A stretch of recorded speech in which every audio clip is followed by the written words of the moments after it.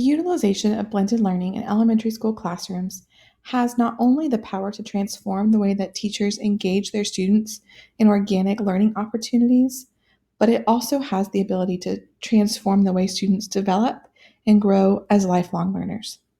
My innovation plan focuses on creating an environment on campus where teachers feel confident in their ability to successfully implement blended learning opportunities for their students.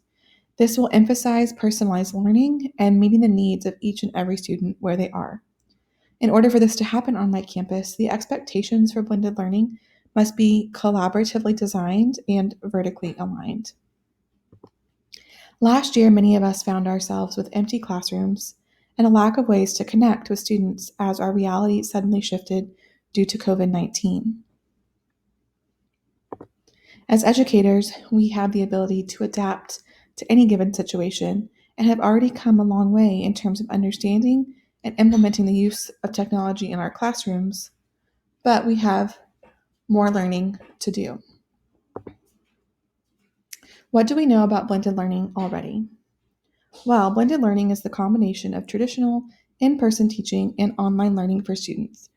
This can look a variety of ways across campuses and grade levels, but primarily what it looks like is students engaging in technology at their own pace with choices and lessons designed by their teachers.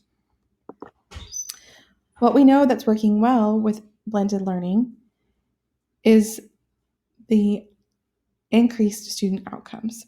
Students are able to select their own assignments and products of learning and also engage in learning in a new way for them.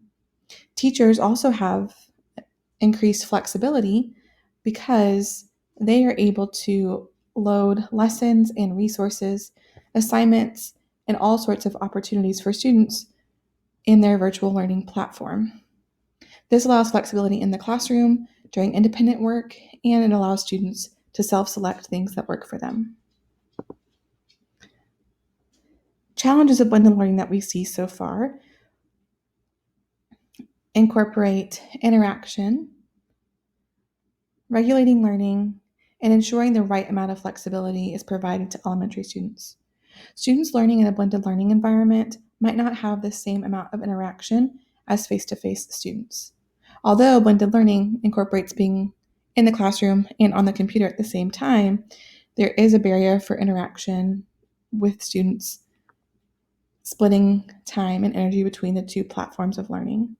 Additionally, some students might not be able to regulate learning on their own unless they are taught explicitly how to do so.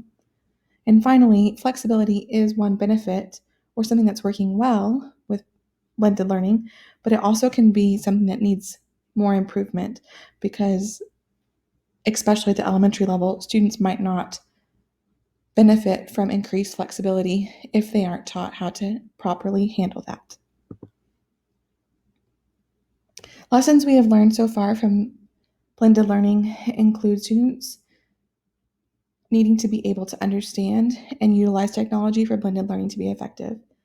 We have seen that if students are not properly taught the technology, what it's utilized for, and how it can complement their learning, there might not be a higher rate of success. Additionally, we know that there are different models, such as rotation models, station models, and flex models that will work well for different campuses and different classrooms. So another lesson we have learned is that there is not a one size fits all for hybrid or blended learning. Finally, we as educators know that the needs of each and every student in our classroom are diverse and vary widely. Blended learning provides opportunities to engage in learning in a variety of ways that are beneficial to our students and their individualized learning styles.